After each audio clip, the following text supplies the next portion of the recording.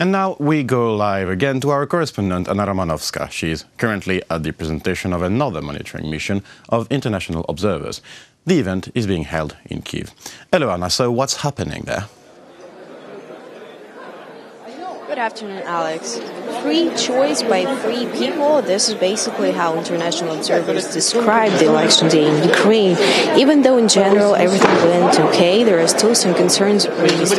For instance, the neutrality of the top political actors is in doubt.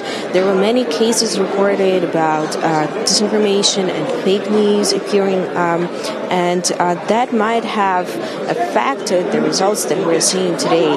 But another thing is that many voters with disabilities had problems accessing their polling stations. Many observers mentioned and even underlined that Ukraine is the vote was conducted with the challenging context of these elections in Ukraine and since the country is at war. The 5 different organizations were monitoring the election day. So we have here delegations of the Council of Europe, from European Parliament, as well as representatives from NATO Parliament Assembly and OSCE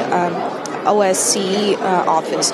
All of them were sharing their experience with us. And there were 90 long-term observers working in Ukraine and monitoring the election process here within the last 2 months.